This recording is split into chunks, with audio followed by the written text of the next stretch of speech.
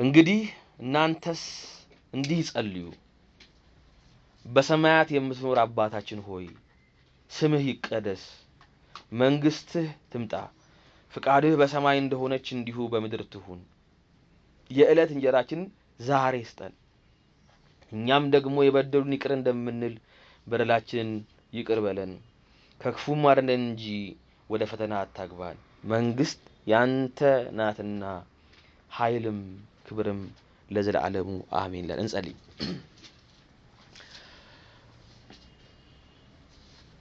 ሰማይ ዙፋንህ ነው አባታችን ምድር ደግሞ የእግር መረገጫ ናት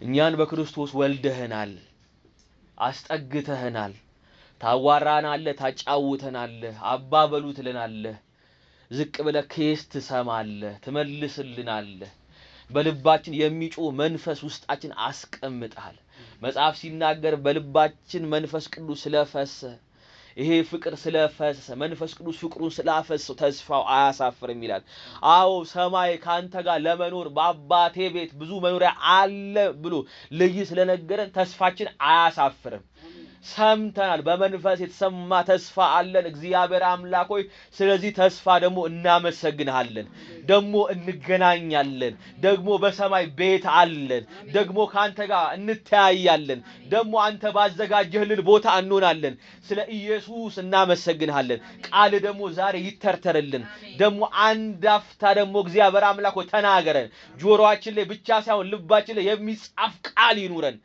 እናመሰግንሃለን እግዚአብሔር አምላክ ሆይ እኔ ቆሜ ልስማክ ወንድሞቼና እህቶቼ ተቀምጠው ይስሙ ድምጽ እዚህ ቤት በኢየሱስ ክርስቶስ ስም ይለቀቅ ይምጣልን አሜን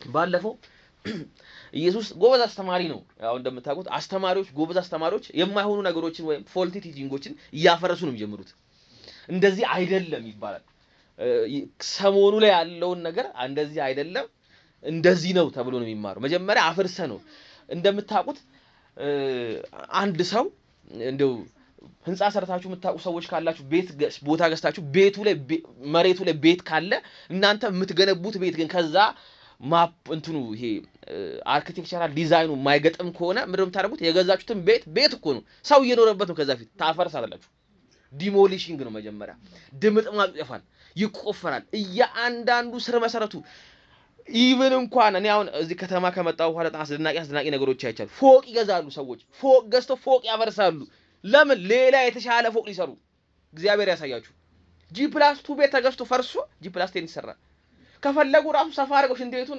እንደዚህ ያረ እንዴ እላለሁ እኔ ይሄ ምንድነው ሰውየው አቅሙ እንደዚህ አይደለም የፈለገው እግዚአብሔር አምላክም እንደዚህ ነው የሚፈልገው የተሰሩትን ነገሮች በሙሉ መጀመሪያ ያፈርሳል ካፈረሰ በኋላ ጥርጊያ ካረገ በኋላ ነው ስለዚህ ማፍረስና ጥርጊያው ነው ስትጸልዩ እንደዚህ አትጸልዩ እንደማን እንደ ግብዝ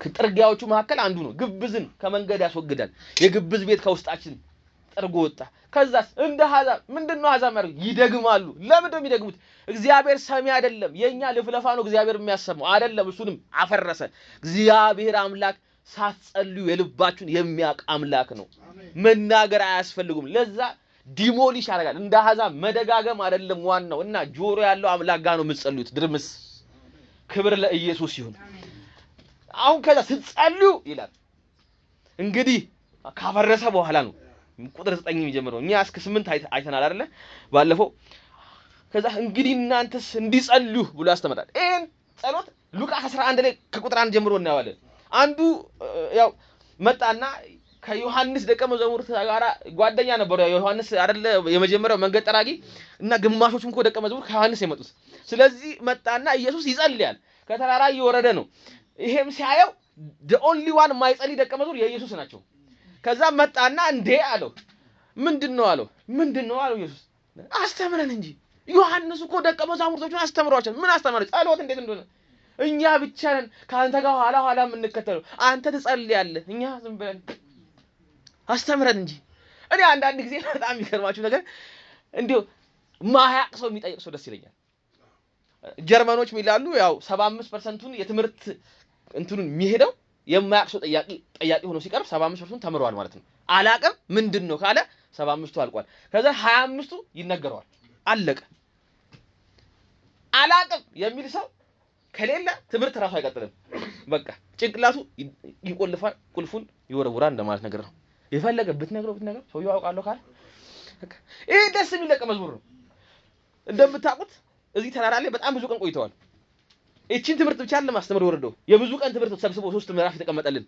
ስለዚህ ከደቀ መዛሙርቶቹ አንዱ ጠየቀ የሚባል ችግር የለብንም። ተራራ ላይ ማስተማራቸው ይባል ችግር የለብንም። ስለዚህ ኢየሱስ ምን ይል ነበረ? ሲጠኛው እንደዚህ ነው። ከዚህ ተረዳውት ማለት ሲጠየቅ የሚያስተምር ነው። ለማስተማር ፍጹም ክፍት የሆነ ልብ ያለው ጌታ ነው። አላቅም ሲባል የለማያቅ ለማስተማር የማያውቁትን በጸጋ ለመድረስ ታውቃላችሁ አይደል?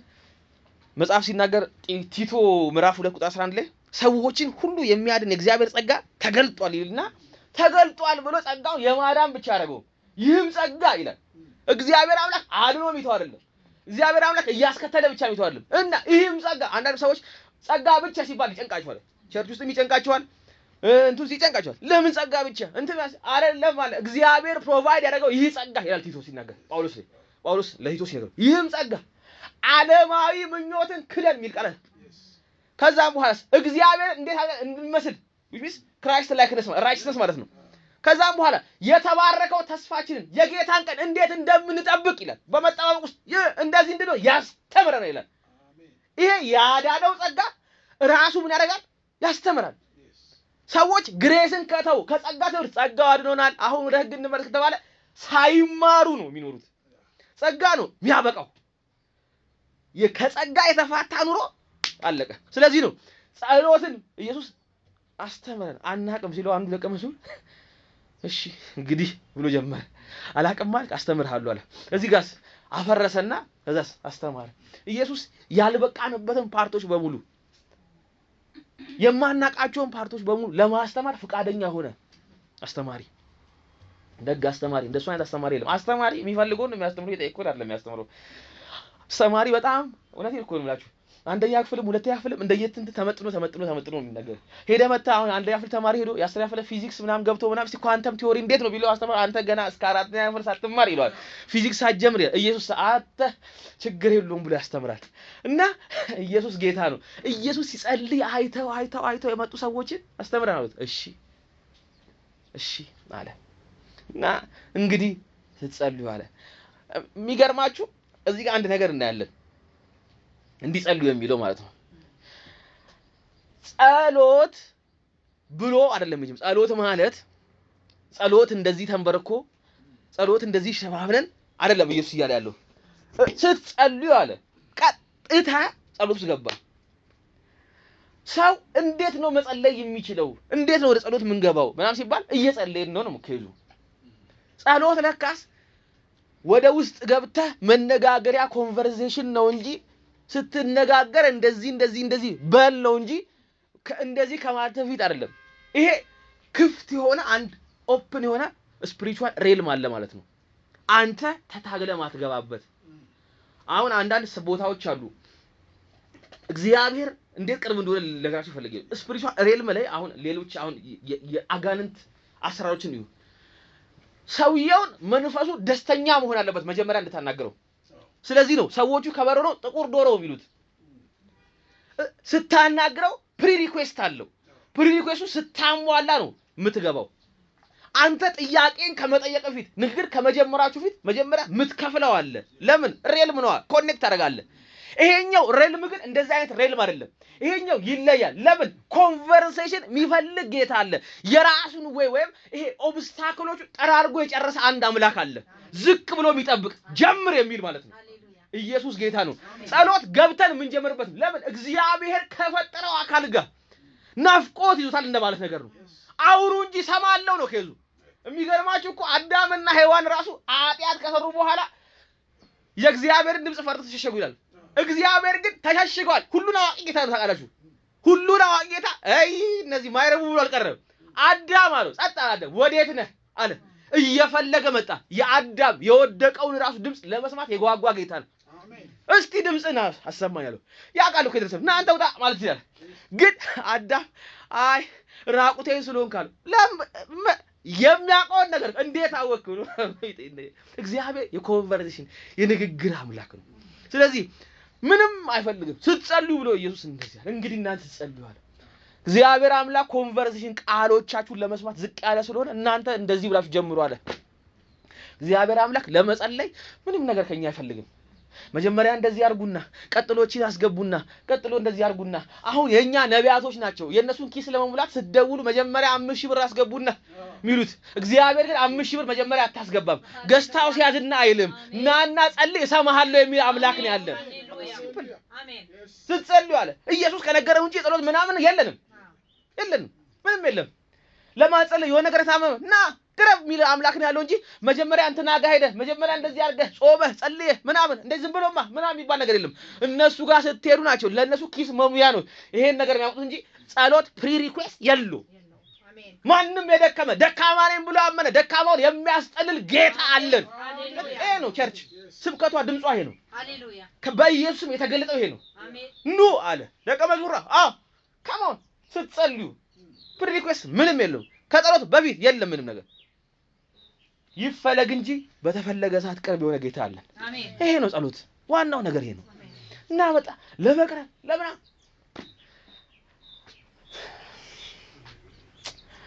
እንግዲህ እናንተ እንዲጸልዩ ይልና አንድ ብሎ ይናገራል።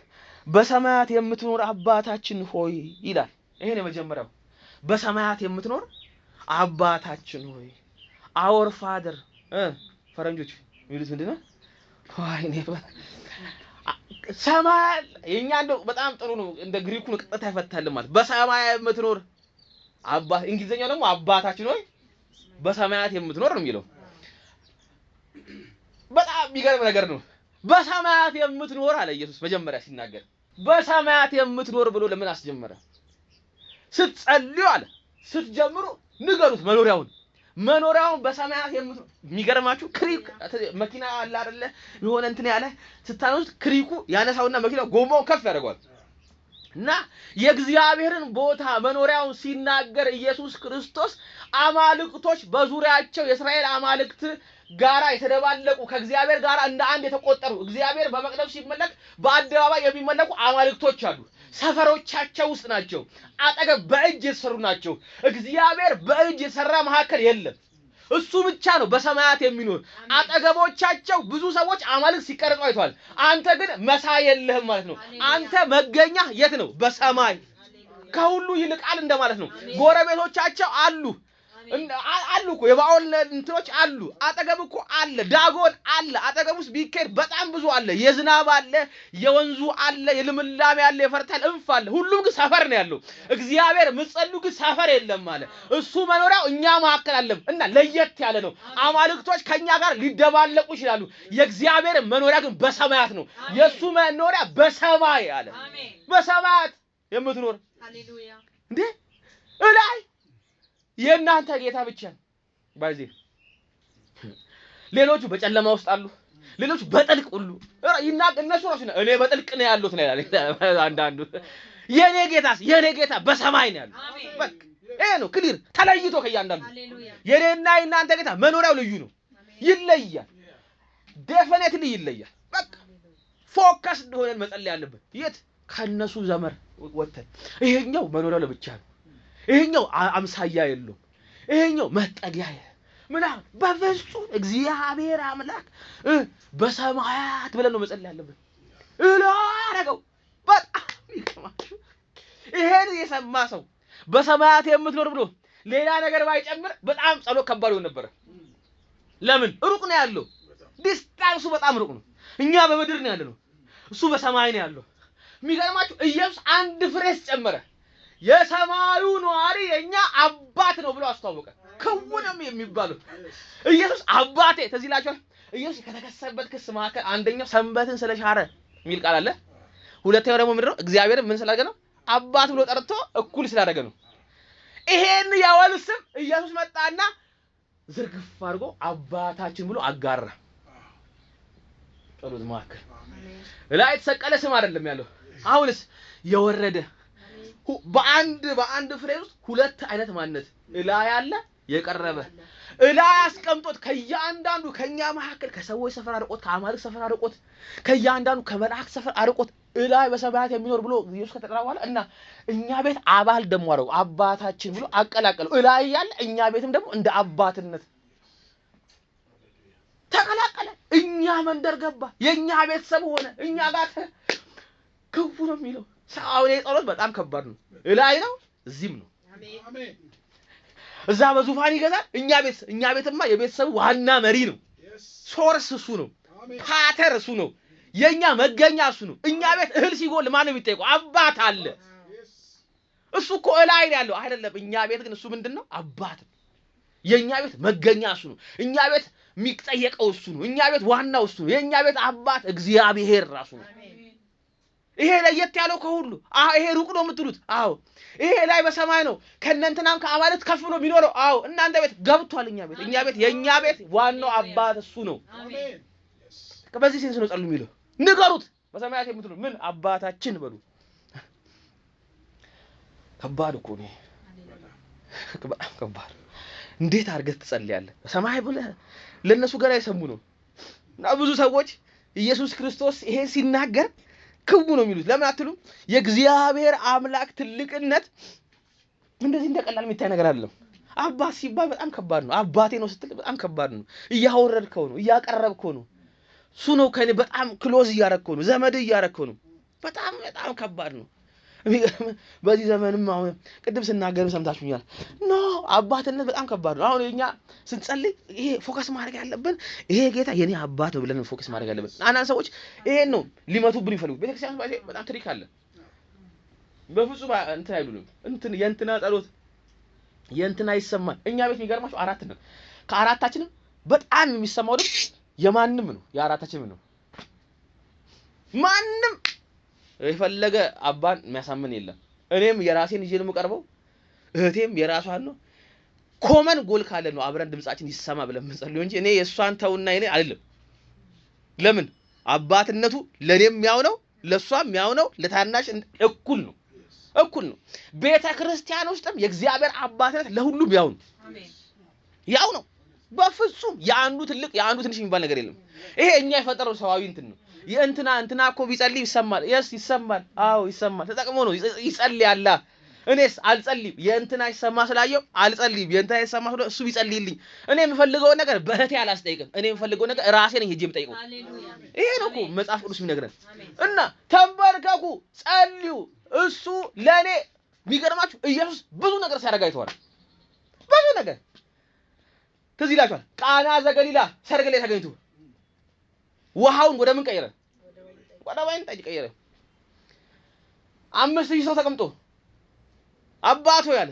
አመሰግንሃለሁ አለ ከዛስ ያን ሁሉ በሁለት እንትንና በአምስት አሳ መገበ ይሄን ሁሉ ተአምር አይቷል አባቴ ነው ሲሉ እኔ ይሄን ሁሉ ማደርገው እሱ አባቴ ስለሚሰማኝ ነው አለ yes እናንተም በዚህ ሴንስ ምን በሉ ነው ቅረቡ እኔ ያስኩትን ይሄን አይታውት እናንተ ጋር ይግባ ያለው ኢየሱስ ስለዚህ ይሄን ይዛችሁ ቅረቡ በዚህ ፎርም በዚህ ሴንስ አባትነቱ ሳይዛባብን መጽሐፍ ሲናገር እኮ ተዚህ ይላችኋል አባት ብሎ የሚጮህን የልጅነትን መንፈስ ምን አደረገ ይላል ሰጠን እንጂ ድጋሚ የባርነትን መንፈስ አልተቀበልንም ነው የሚለው ሰው ለምንድን ነው መንፈሱን የሰጠን ብዬ አስባለሁ አንዳንዴ ይሰጠን እንደዚህ አባ ብሎ የሚጮህ መንፈስ ለምን ለገሰን ለምን እኛ ተነግሮን አንጮህም ብዬ አሰብኩኝና የሚገርማችሁ ይሄ ትልቅ ነገር ነው አሁን አንዳንድ ሰዎች ትንሽ ነገር ውስጥ መላመድ አይከብዳቸውም አሁን ለምሳሌ ብዬ ላስረዳችሁ አንድ በጣም ባለጠጋ የሆነ ሰውዬ እንደ ድንገት ንብረቱ ቢመታ ባንክ እንዳለ ቢወስድበትና በድንገት ነገ ደሃ ቢሆን ድህነት ለመልመድ ይከብደዋል ግን ጥቂት ቀን ነው የሚከብደው በቃ አማራጭ ነው ዋጥ አድርጎ ነው የሚወጣ የለም አጠገቡ ሁሉም ሳብ ሲል ከዛን ያስቸግረው አዳፕት ያደረገ ከዛ ከ3 ከ4 ወር በኋላ ስታው ምን ነኝ ያለ ደሃው ነው ምንም እንደሌለው በስተክል በቃ ዋጥ አድርጎ ይኖራል ወለዚህ ነው የምላችሁ አንድ አልገጠማችሁ የሚገርማችሁ ግን እኛ ደሃዎች ግን ሀብታም ቤት ለጉብኝት እንኳን ሄደን እርገጠው እንባላለን። ምንጣፉን አንረግጥም። ሰውየው እስኪመጣ ኮንፊርም እስኪያደርግልን ችግር የለው ባለቤት የገዛው ባለ ምንጣፉ መጥቶ ነው። እኛ አንዳንድ ጊዜ ይሄ ነገር ይነጠፋል እንደ ያለ እርገጠው ችግር የለውም ይሉናል። ከዛም በኋላ ተሳቀን ተቀመጥና ሶፋው ላይ ጥግ እንቀመጣለን። አረ ችግር የለውም ዘና በል ይሉናል። ዘና እንላለን። ይጨንቀናል። በቃ ምን ይሉኝ ይሆን አቆሻው ይሁን እያልክ ትጨነቃለህ። ለዛ ኮንፈርተር የሚያስፈልግ ከትንሽ ነገር ወደ ትልቅ ነገር ሲገባ ነው። በጣም ኮንፈርተር የሚያስፈልገው ለዛ ነው። አይገባም ማትጠቀማቸው ነገሮች ብዛታቸው ለምን አታቀማ ነገሮች እንዳሉም ኤግዚስት እንዳደርጉ ማታቀም በቃ ትገብተህ ያስለምዱሃል። እኛ እኮ ወደዛ ሄደ ስለማናቅ ነው አሁን ግራ ቢገባን እንጂ እውነት ብንሄድ በጣም ብዙ ብንለምላቸው ነገሮች አሉ። እኔ በበኩሌ አንዳንድ ነገሮች አሁን ይፈራሱ በሞባይል አኳያ ሲዩ የኔ አባት የሚጠቀመው ሞባይል ለመደወልና ለሜሴጅ ብቻ ነው። እኔ ግን የምጠቀመው ሌላ ብዙ ነገር እጠቀማለሁ። የኔ ታናሽ ሀቢብ ደግሞ በጣም ብዙ ነገር ይጠቀማል። እኔ ምንድነኝ አላወቁማ። እያንዳንዱ ነገር የታወቀ እግዚአብሔር ይሄ ትልቁ የሆነ ሰማይና ምድር ጌታ አባት በሉኝ ሲል በፍጹም እውነቱን ነገር መንፈስ ቅዱስ ባይረዳ ኖሮ ምን ጭጭ ነው ምንለው እንዴ? ኧረ በስመ አብ ጋሼ ያለን ነው እንትን ምንለው እንጂ በፍጹም አይመጣ። ስለዚህ ነው እግዚአብሔር አምላክ ስለሚያ ውስጣችን ኮንፈርት የሚያደርግ የራሱ መንፈስ ላከ። ከዛስ ያነቃቀናል። ጥራው ይላል ማለት ከዛ አንተ አፍን ልከፍ ሲል አባ እንድትጮህ መንፈስ ቅዱስ ገፋ ያደርጋል። ኢየሱስ ጌታ ነው። ለዛ ነው ብዬ አስባለሁና ኮንፈርተር ሁሉ ጊዜ ታች ብቻ ነው የምናስበው። ኮንፈረንስ ሲባል የኛ ለመረው አይዞ የሚለን አይደለም። ይሄን ራሱ እንድትል አፍለ አንደበተል ልመደው ይሄ ቤት ነው የሚለን እንዴ? yes አሁን በነፃነት እንድትኖር ክርስቶስ ነፃ አውጥቷል የሚል መንፈስ ካልገፋፋ ታስረህ ነው። ኧረ እባክህ ተው አንተ ሰው ይተባል። ብዙ ሃይማኖቶች እኮ የኔና የናንተ ስለ ስድስቱን ይዘው 81ዱንም ይዘው ሁሉም ይዘው እኮ እኛ ራ የኛ እንጨምራን ያው ጨምረው ታስረዋል። መንፈስ ቅዱስ ሲመጣ ነው መፈታት በውስጥ የሚሆነው። ክብር ለኢየሱስ ይሁን። አባታችን በሉ አለ ላይ ነው አባት ነው አስተዋወቀ። እኔ በጣም የሚገርማችሁ ነገር እኔ ኢየሱስ አንዳንድ ጊዜ እንደዚህ ብሎ ቢያጸልይ ብዬ አስብና እሰይ እላለሁ ማለት ነው። ማለት እንኳንም እንደዚህ ያጸልይ ብዬ ኢየሱስ አቃላችሁ የባህሪ ልጅ ነው። ደሴም ኢሰንስ ማለት ነው። ከእግዚአብሔር አብ ጋር የተስተካከለ ባህሪ ያለው አንድ ነው። የሚያንሰው ነገር የለም። እኛን አባታችን ሆይ ብላችሁ ጥሩ ብሎ እሱም ራሱ እዛ ውስጥ ገብቶ ሲል እኛ ታውቃላችሁ አደብት ሳነሰነ እና እኛ በጸጋ የተወለደ ልጆች ነን። ጥሩት ሲል እኛ ብንሆን አንልም እኮ ዝም ብላ አትበል ነው ምን ነው። እኛ ብንሆን ኢየሱስ ነው ወልድ ነው አብን ማን በሉት ያለው አባት በሉት ያለው አባታችን ሆይ ብሎ እንደዚህ ዝርግፍ አድርጎ ሰጠ። ለሁሉም ላመነ ደቀ መዛሙሩ ለሚሆን ሲጸልይ ወደ እግዚአብሔር አባታችን እያላችሁ አድረስ አድርጉታል። እኔ ብሆን እንደዚህ አባታችን ብዬ እንትን ኧረ በፍጹም የኔን አባት እናንተ ቀስሎ ይጣራል ግን ብጠሩትም ችግር የለውም እንደዚህ ያላችሁ ምናምን ይል ነበር።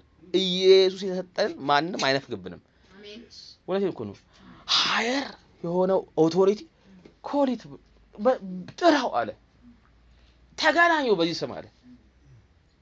እኛም በአባትነቱ ቀርበን እንገናኘዋለን። እና ትዝ ይላችኋል መጽሐፍ ሲናገር ብረዋል ራሱ እግዚአብሔር ይላል አምላካቸው ተብሎ ሊጠራባቸው ይላል አላፈረባቸውም ይላል። እና እዚህ ጋር እግዚአብሔር እኮ አንድ አያፍርም እሱ ራሱ ማለት እኛስ ይሄ ጸሎት እንትን ነው። በሰማይ ያለው የኛ ቤት አባት ነው። ስትጸልዩ እንደዛ ብላችሁ ስትጸልዩ አባት አለኝ ልክ እንደ ልጅ ሆናችሁ በሰማይ የምትኖር ምናችን አባታችን ሆይ አድሬስ አድርጉት። እሱ በሰማይ ነው ያለው። እሱ ሁሉን ዝቅ አድርጎ ነው የሚያየው። እንደ ቀልዳችሁ እንደምታውቁት የሆነ ቀን እኔ በፕሌን በረርኩኝ ስበር እውነቴን ነው የምላችሁ ሁሉም ነገር ለካስ ቀይ ነው። ጣሪያቸው ሁሉ ቀይ ነው። እኔ ድሮ ነጭ ፎቅ አይ ነበር እንደዚህ ሳይው ቀይ ነው ፎቁ።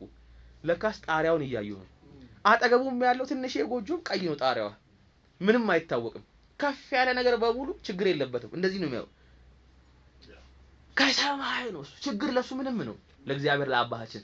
ስለዚህ አንተ እንደዛ ከላይ ያለው የኔ አባት ነህ በሉት ኬዙ ሩቅ ሁሉን ቻይ ከሁሉ የተለየ ከዛስ የኔ አባት ልክ ልጅ አባት ጋር እንደሚቀርብ እንደዛ በጸሎት መንፈስ ቅረቡ እያለ ነው ኢየሱስ። እዛም በኋላ ዛሬ ኮር ፖይንቷን እናገርና በደንብ አድርገን እንጸልያለን። በሰማያት የምትኖር አባታችን ይልና ስምህ ይቀደስ ይላል። እቺን ጸሎት ከዚህ ጋር ካላስተሳሰር ነው ስምህ ይቀደስ የምትለው ቃል ብቻ አትፈታም። እግዚአብሔር ስምህ ይቀደስ ብላችሁ የምትቀድሱት ጌታ ነው? ኖ ኔቨር። ኢሳይያስ እንደው ሲናገር ሲያቻል አይደል? በሰማይ ሳብ አድርገው ከወሰዱት በኋላ መለኮት የተመለከ ሲያገኝ መልአኮቹ የሚጣቀሙት እኮ 6 ክንፍ አላቸው አይደል? ሱራፌሎቹ ከዛስ 2 ክንፍ ሸፍነዋል በፊታቸው፣ 2 ክንፍ ደግሞ እግራቸውን ሸፍነዋል። በሁለቱ የበሩ አንድ ቃል ይጠቀሙ ነበር። ለእግዚአብሔር ሳይሆን የሚለው አንዱ ለአንደኛው ይላል ቅዱስ ቅዱስ ቅዱስ እያለ አይደለ? መቅደሱ በክብሩ ተሞልታለች ይላል። ከጨዋዮቹ ድምጽ የተነሳ የመቅደሱ መሰረት ምን አደረገ ይላል? ተናወጠ ይላል። እነሱ ይጮሃሉ። ማንነቱ ነው የሚገርማችሁ። ወደዚህ እንኳን አይጮሁም ቅዱስ እያሉ ወደሱ አንዱ ለአንዱ ነው የሚነግረው። እንዴት ይነግሩታል? እሱ ወደዛማ ተው እባክህ። ማንነቱ ስለገባቸው ቅዱስ ወደ ጎን ነው የሚባለው። እና አንዳንድ ጊዜ አንዳንድ ሰዎች አሉ ስብከቱ ውስጥ እንዲያመርላቸው እንደዚህ ሲያዩት አንድ ሌላ ቅዱስ ያያሉ። ከዛ አይደለም እግዚአብሔር አይታይም። ማንም ሊቀርበው በባህር ብርሃኑ ለዘላለም ተሰውሮ ምን ይላል ይኖራል። ማንም ያየው የለም ይላል ዮሐንስ ሲናገር አይደል? ስለዚህ አላዩትም ግን ቅድስናውን ያውቃሉ። አሜን። እግዚአብሔር ቅዱስ የሆነው ከሰው ጋር ተመካክሮ አይደለም፣ ከሰው ጋር ተወዳድሮ አይደለም። ካሉ አማልክት ኔቸሩ ቅዱስ ነው። እሱ አምሳያ የለውም፣ ተወዳዳሪ የለውም። እስቲ ትመዝነው ዘንድ እስቲ ታወዳድረው ዘንድ አጠገቡ ልታቆም የምትለው ማን አለ? ማንም። አንድ ጊዜ ትዝ ይላችኋል ታቦት ተማረከ ፍልስጤም። ከዛም በኋላ ዳጎን መቅደስ ውስጥ አስገቡት ይላል። ከዛ እነሱ ማርከናል ነው ኬዛቸው። ዳጎን በጂ ሰሩት ነው። ከዛ ጠዋት ሲነሱ ዳጎን ይሰገደን ነው ከስማታ ቅዱስ እያለ ታቦት ማርከ ቅዱስ ይላል ዳጎን። ከዛ በርስ ከፋ ዳጎን ወድቋል። በስመ አብ ወልድ እነሱ ከዛ ቀና አረጉት። አነሱትና አጣጥበው ምን ብለው ማን የነካው ምናምን ዳጎን እኮ ወድቋል። አረባ ጉድ ነው ምን አይተባለ። ያ ደግሞ ተበራከል አላማዘን ነው እንደምታውቁት ኪሩብ ነው ዝም ብሎ የሸፈነው። እና እነሱ እንደ ትልቅ ወጥረው ደረቱ አለ እጁ አለ እግሩ አለ በጣም አስፈሪ ነው ዳጎን። ከዛ ድጋሚ ሁለት ያቀ ተቆለፈ። እና ሰዎቹ ልክ ሲገቡ ዳጎን ተሰተሄዱ አይደል አለና ድጋሚ ሄደና እሰያል ድጋሚ ሲከፍቱ ወድቋል። አረባ ካንተ ምናምን ብለው አቆሙት ይላል። በሚቀጥለው ቀን በላለ እግዚአብሔር እኔ ያመለኩ ምኖር ፈልጋለሁ ያለ ይመስኛል ዳጎን ራሱ። ጌታም ደግሞ እኔ ኃይሌ ልገጣለ እንደው ከሚገጣጥሙና ያነሱ ከምትቸገር ቀና ከብተላለ ሁሉን ነገር በየፈርጁ ነቃቀለት። በሚቀጥለው ሲጋው የለም እጁ እግሩ የለም ፊቱ የለም። ኢየሱስ ጌታ ነው። አጠገቡ ራሱ የሚቆም ሌላ አምላክ የለም። አሜን። አይችልም በፍጹም እንዴ ብርሃን በጨለማ ላይ ያበራ ነበር ይላል። ጨለማም አላሸነፈውም። የሚገርማችሁ ይሄን ቃል ዮሐንስ ተወዳድሮ አይደለም። ጨለማ እኮ ብርሃን በበራበት የለም። ጨለማ የሚገኘው አረጋግጦ ነው። አለ ወይ ብርሃን እዚህ አካባቢ የለም ሲባል ጨለማ የሚገባው እንጂ ብርሃን ባለበት ጨለማ የለም። እግዚአብሔር ባለበት ሊወዳደር አጠገቡ የሚቆም የለም። አሜን። በቃ ይሄ ነው ኬዙ። ቅድስናው በኔቸር ነው። ማንም አጠገቡ የሚቆም የለም። አሜን። እግዚአብሔር ዲክቴት አድርጎ ነው የሚኖር። በቃ ማንም ቅዱስ ነው። አና ዲክታተሮች አይታችሁ አጠገባችሁ ማንም ንጉስ የለም፣ አማካሪም የላችሁ። ሁሉም ነገር አቸው ይመስሉት። እግዚአብሔርስ ሊወዳደረው ዘንድ አጠገቡ ደፍሮ እንኳን የሚቆም የለም። ዲክቴት አድርጎ ነው የሚገዛው። እና ይሄን ምን ባሉት ይላል መጽሐፉ ይነገር ስምህ ምን ይበል የትኛው እንዴት ይችላል ደግሞ የኛን ኔቸር ወቁ የኔን ኔቸር ወቁ። አሁን እኔ ደርሼ የትኛውን ስም ቀድሳለሁ? እግዚአብሔር ያሳያችሁ። ፋላሲ አይመስልም። እሱ ቅዱስ ነው። የኔ እቺ ትንሿ አንደበት ስም ይቀደስ ብዬ መቀደስ ይመስላችኋል? ኔቸሩም ቅዱስ ነው እኮ ፍጥረቱም ቅዱስ ነው፣ ሲጀምርም ቅዱስ ነው። እና ስም ይቀደስ ሲባል እንዴት ነው ነገሩ? እንዴት ነው ነገሩ ወገኖቼ? አይገባም እኮ ግን እንጸልያለን ሁሉ ጊዜ በጣም አይገባም። ኢየሱስ ግን ያለው ነገር ተዛምዷዊ ነገር አለው። ለምን መሰላችሁ? አንድና ሁለት እቺ የመጀመሪያዋን ሁለት ፍሬዎች እንደዚህ አጣምሮ ሲይዝ አንድ ነገር ሚስጥር ነግሮናል። በሰማይ የሚኖር ያ ልዑሉ አምላክ የኛ ምንድነው ብሏል? አባት አድርጎታል ማለት ነው። እና ስሙን ቀድሱ አለ። አሁን እቺ ናት ሴንሷ። ስምህ ይቀደስ ነው ዛሬ ምን ጨርሳት ምን ጠቀላት እና ይሄ በሰማይ የሚኖረው ኢየሱስ አመጣና እኛ ላይ አተመው ስሙን። ይሄን ያደረገው የመጀመሪያው ነገር ስንስና አሁን ይሄኛውን ለማወቅ ይሄኛውን የላኛውን በደንብ መያዝ አለብን። ምንድነው ኬው ሲባል የእያንዳንዳችን የአባት ስም ፍቆ አባትነት ሁሉ ከሚሰየምበት ከአብ ዘንድ የሆነው ስም ለኛ አተመው። አሁን እኔ አኖ ኤልያስ ብቻ ነው ማቀው አይደለ? ኖ አለ ኢየሱስ እና አባት ብለጥራውና አባት እግዚአብሔር አድርጓል። ኢየሱስ ጌታ ነው። ክብር ለኢየሱስ ይሁን። አሁን የሚገርማችሁ ልጆች ብዙዎቻችሁ ወልዳችኋል። እኔ ነኝ ኦኬ ለከሳነች እና ልጅ ተወልዶ የእውነት ልጁ ጥሩ ቦታ ካልገባ ወይ የሚሰደበው የማንሰብ ነው ያባሰው አየከሌ ልጁ እኮ ነው የገባው። ግን ለምግባሩ የሚወራው ስም የማን ነው? የአባትየው ስም። አይ እሱም ወለደ ይባላል። ልጁ ባጠፋ አባትየው ምኑ ነው? ምንድነው ኬዙ? የሚገርማችሁ ሮሜ ምዕራፍ 2 እና 3ን ስታጠሙ ሲያሻው አሕዛብን ምዕራፍ 2 ይከስና እስራኤሎች ቡስት እንደሚያደርጉ ከፍጥረታቸው እነዚህ የቁጣ ልጆች ብለው እስራኤሎችን እንደሚከሷቸው ስለሚያውቅ ጳውሎስ በእናንተ ይላል በእናንተ ምክንያት ስሜ በአሕዛብ መካከል ይሰደባል ብሎ ጥቅሱን ቁጭ ያደርጋል። ስለዚህ አንድ ጊዜ እግዚአብሔር አምላክ የበኩር ልጅ ብሎ እስራኤልን ከወሰደ በኋላ እስራኤል የሚያደርገው ጥፋት ሁሉ የማን ጥፋት ሆኗል ማለት ነው? ያጠፋው ማን ነው? እስራኤል። የሚሰደበው የማን ስም ነው? የእግዚአብሔር ስም።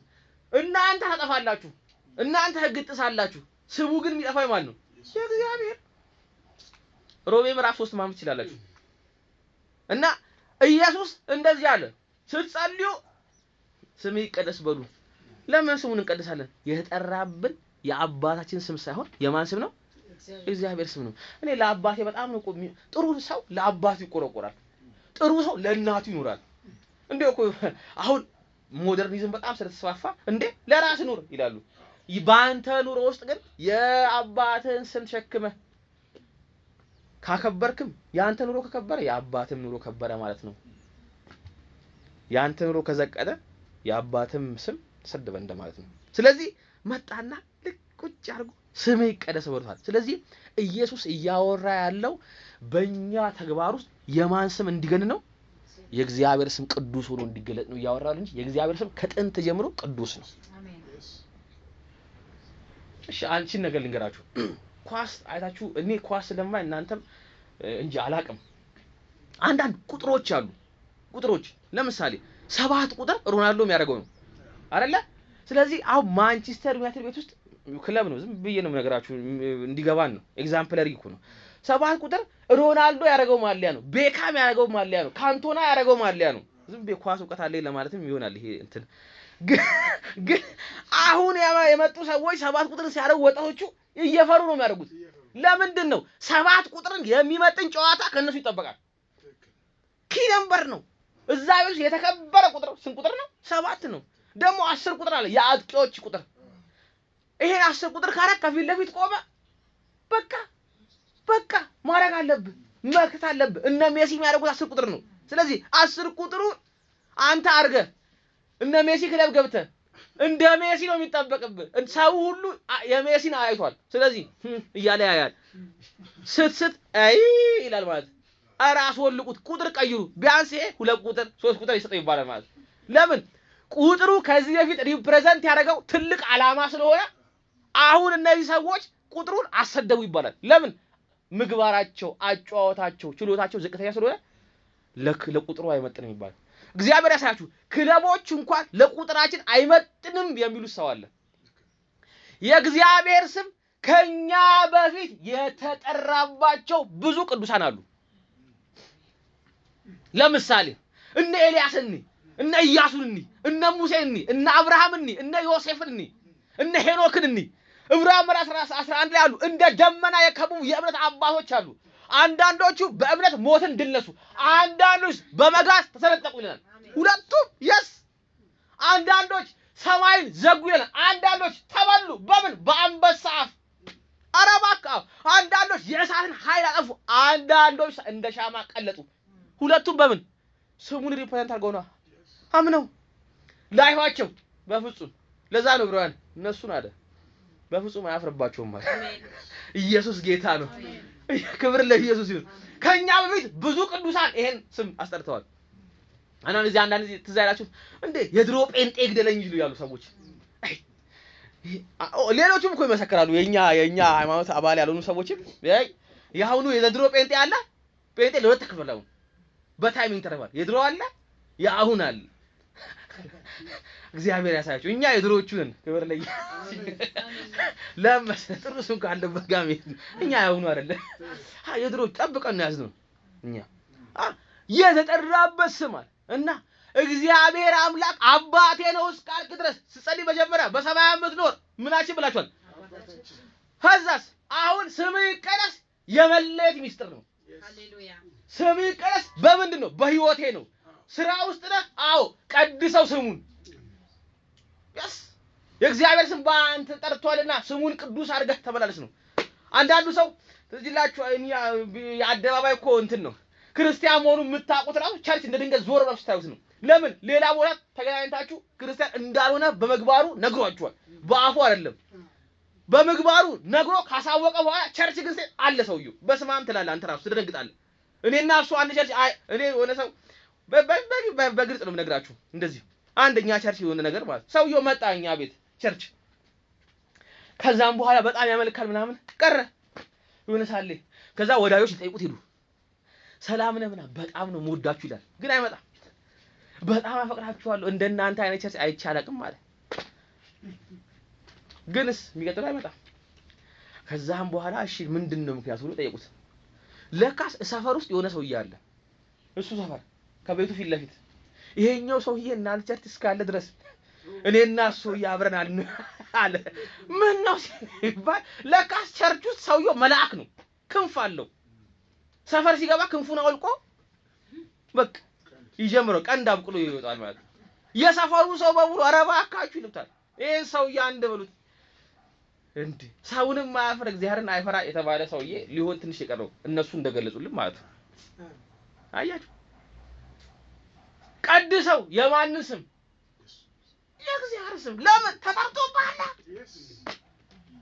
እንዴት አድርጌ ባይኔ ከባድ ስም ይጠራብን ትልቅ ስም ይጠራብን እኔ የፕራይም ሚኒስተር ልጅ ሆና ያው የኦባማ ልጆች ነው ያዋቸው እስቲ የኦባማ ልጆች ድራግ ጠቅመው መንገድ ላይ ያሉ ምናምን ሲባል አልሰማችሁም ምንኛ ምን አገባል ምንም አገባንም የሰው ስም ነው ኦባማ ነው አባቷ እሷማ ይኸው ፈታተባል ምን አባቱ ያለን ነው እንትምለው ስለዚህ ኦባማ ራሱ አላየም ይሄ የኦባማ ስም አይደለም ወንድሞች የተወራ ያለው አይደለም ይሄ ሰማይና ምድር ያጸና ነው ይሄ እኛን ልጅ ለማድረግ አንድያ ልጁ በመስቀል ያንጠለጠለ አባታችን ነው የሱ ስም ይጠራብን ስለዚህ በኑሮ ቀድሷለን በምልልስ እንቀድሷለን እንደሚፈልገው እንኖርለታለን ቃሉ እንደሚያዘን እንሄድለታለን እንደዚህ ነው ጸሎቱ ስለዚህ ቀድሶ ስምን የሚገርማችሁ ቅድስና በጥራት እንደማይኮን ስለሚያውቅ ነው ኢየሱስ ክርስቶስ ስምህን ቀድስ ብላችሁ ጸልዩ ያለው እርዳኝ እንደማለት ነው እርዳኝ ስምህ ይቀደስ ማለት ምን ማለት ነው እኔ ነኝ የረዳህ ነው ስሙ የሚቀድሰው ያልጸለየ ሰው ተረዳ እንዴ ከጸሎት የተፋታ ሰው የታገዘ አይታችሁ ታውቃላችሁ ጥሩ ኑሮ ያለው ሰው ማይጸልይ ሰው አይታችሁ ታውቃላችሁ በፍጹም በጌታ ፊት የማይንበረከክ መጽሐፍ ሲናገር በደከማችሁ ጊዜ ይላል ኃይል እንድትቀበሉ ከጸጋው ዙፋን ፊት ራሳችሁ ምን አልበሉ ምህረትና ጸጋ እንድንቀበል የተዋረደ ሰው መሆን አለብን ዝቅ ማለት አለብን ብራን ሲናገር እንደዛ ይነገራል ጳውሎስ የተዋረደ ሰው መኖር አልቻልኩም ምህረትህን ማይል ሰው እና ለሚቀጥለው ደግሞ ህይወት ጸጋህን ማይለም ጸጥ ያለ ሰው ጸጋ ማይጠይቅ ሰው በፍጹም ስሙ ማስቀደስ አይችልም አሁን እዚህ ጋር ወጥተን በቃ ለውጥ ያስፈልገናል መለው ብዙ ጊዜ እንደዚህ አጣራኔ ሲሳ እንደዚህ ሰብክ እንደይሰማው ሲሳ ተራራ ወጣዋል 40 ቀን በቃ በጣም አንደበቴ ውሸት ያስቸገረኛል ምናምን እና ኃጢያትን ማቆም አለብኝ አልኩኛል ወሰንኩኛል ሲስ እግዚአብሔር ያሳያችሁኛ ደግሞ በጣም ሆይሰን ወድዋልና ጸልዮ ተሳክቶ ደህና ብለን የምናስበው እና በቃ ጸልይ ጌታው ከአንደበቴ ላይ ምናምን ከዛሬ ጀምሮ 40 ቀን ሞላኛል አቆም ያለው አልኩኛል ዲክሌር አደረኩኛል አቆም ያለው አልኩኝ እና ከዛ ከተራራ ልክ ሲወርድ ማርቆስ የሚባልኝ ተቻለ ማርቆስ ገሉ ታውቃላችሁ እንደዚህ እየመጣ ነው ተራራሱ ደግሞ ከዛ ሲሳይ ደግሞ ሰው ማንገት አልፈልገም በቃ በዚህ ከፍተኛ መንፈስ በቃ ውስጥ በቃ ወደ ቤት ገብቶ ድጋሚ በቃ መንፈሳዊ ሆኖ ነው ይወርድ ያለው። ከዛ ማርቆስን ሲያየው ሲሳይ እጥፍ አለ። ከዛ ሲታጠፍ ለካስ መንገዱ አንድ ሆነ፣ የማርቆስና ሲሳይ መንገድ ማለት። ከዛ ምን ነው ሲሳለው ሲለው ሲሳይ ምን አለ አላየውክም አለው። ገና ከተራራው 40 ቀን ጾሞ ጸልዮ እየወረደ የመጀመሪያ ስራው ምንድነው? ዋሽ አስብ 40 ቀን የመጀመሪያው ስራው አስብ አልቻለም ሲስ በቃ ሁሌ እኔ ቁጭ ብሎ የነገረኝ እኔ ክቡን ያልኩ ሰው እሰራለሁ ብሎ ከጀመረ ጥረት አያደርግም ማለት ነው። ለካስ እግዚአብሔር የራሱን ስም እንዴት አድርጎ እንደሚያከብር ያውቃል።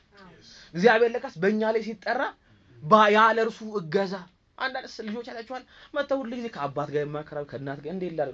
አባትየው አንተ ማየስ 40 ዓመት ሞልቶማ ምክር ትመጣል የሚል አባት የለም። እስቲ ከስታች ጀምሮ አስረዳኝ የሚለው አባት ለምን ይፈልጋል? የራሱን ነገር ደግሞ ለማድረግ ይፈልጋል። እግዚአብሔር አምላካችንም እንደዛ ነው። የሆነ ጸጋ ችለናል። እዚህ ይሄ ኮንግሪጌሽናችን ውስጥ በቤተ ክርስቲያን ታሪክ እግዚአብሔር አምላክ በቃ ራሱን ችሏል ያለው ሰው የማንም የለም።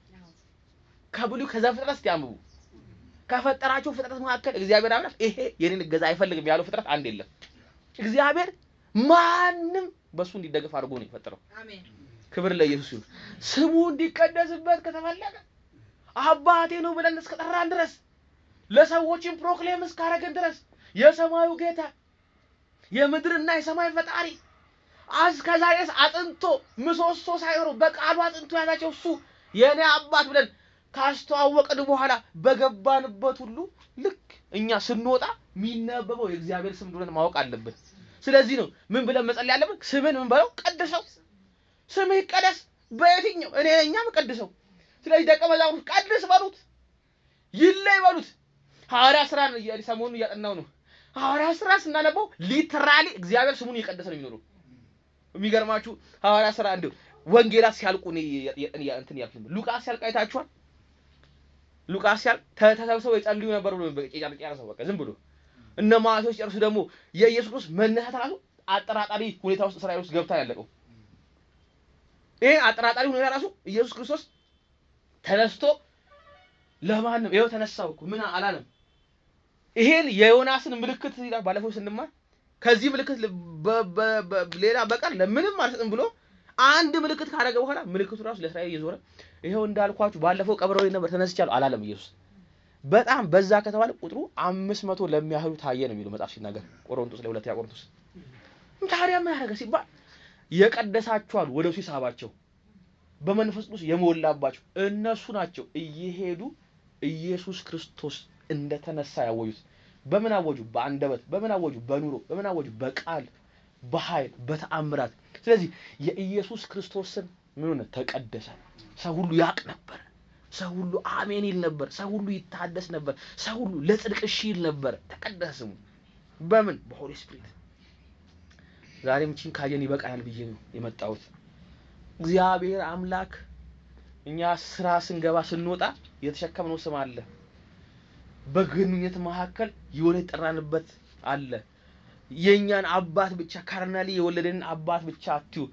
በመንፈስ ደግሞ የወለደን አባት አለ። ኢየሱስም እላያችን ላይ ታጉ ፕሪንትድ ሆኗል። አንዳንድ ሰዎች ትዝ ይላችኋል ሰሞኑን ባለፈው አርሴናል አሸንፎ ነበር። የአርሴናል ማሊያ ሁሉም ይለብሳል፣ ይገዛል። የሌለው ሁሉ ገዝቶ ደጋፊ ነኝ ብሎ ይሄዳል። የኛ ግን የማይለቅ ማሊያ ነው። የትም ብትገባ አይለቅም። የትም ብትገባ ፌድ አያደርግም ስሙ። ስለዚህ ስትገባ ጥንቃቄ አድርግ። አንዳንድ ሰዎች አሉ አሁን እኔ እንደዚህ ቢሰማው ዘመኑ ላይ እዚህ ከተማ ከገባው በኋላ ማየው ነገር አለ። አንዳንድ ዘማሪዎች ተብለው ዘማሪ ያልሆኑ ሰዎች አሉ። ሰባኪ ተብለው ሰባኪ። ለምን? እንደ ስብከት አይደለም የሚኖሩት። ስብከታቸው ሌላ ነው ቃሉ፣ እነሱ ኑሯቸው ሌላ ነው። መዝሙራቸው ጥሩ ድምጽ አለው፣ እነሱ ግን የሚውሉት ሌላ ቦታ ነው። አንዳንዶች የሚኖሩት ኑሮ ከመጽሐፍ ቅዱስ የተጻረሰ ነው። እነሱ ነው እግዚአብሔር ሰው ብለን ልንጠራቸው ራሱ እየከበደን ነው። ለምንድን ነው? አላወቁም። ማሰማችሁ ስሙን ተሸከሙ። እንደሚገባው እንኑርለት።